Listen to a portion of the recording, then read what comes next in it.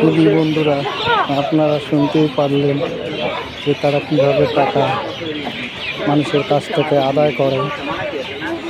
ব্যবসায়িকদার ছোটই হোক বড়ই হোক মুরব্বী হোক, তারা এইরকম আচরণ সবার ক্ষেত্রেই করে, কারণ তাদের হলো এটা চাওয়ার মাধ্যম।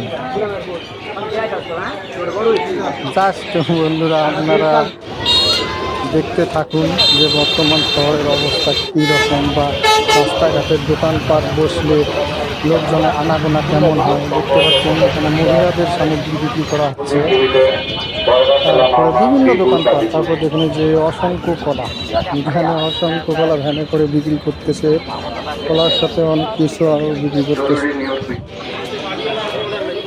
এবং এখানে যে রাস্তাটা আছে, রাস্তাটার কাজ এখনো শেষ হয় নাই। এখানে নিচে একটু ঢালাই করছে, আবার উপরে রড একটু মানে বাঁধিয়ে রাখছে। রাস্তাটা ভালো হইলে আরও লোকের সমাগম হবে এখানে।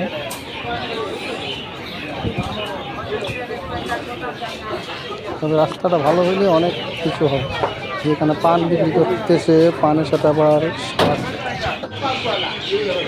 তারপরে মুরগি বসে আছে, আর এখানে জুতার দোকান।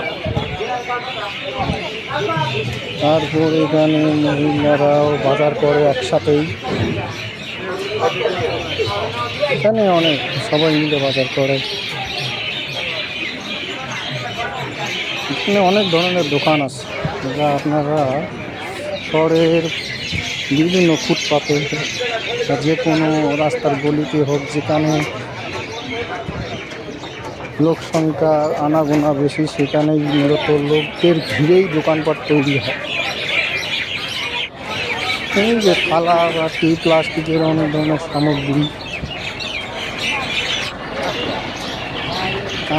দৈনন্দিন জীবনে একটা করে মানুষের যা কিছু দরকার, এই রকম টার্গেট করে অনেকেই দেখেন এই যে কাঁচা বাজার বলেন, বিভিন্ন শাক সবজি যারা এখানে এনে বিক্রি করে।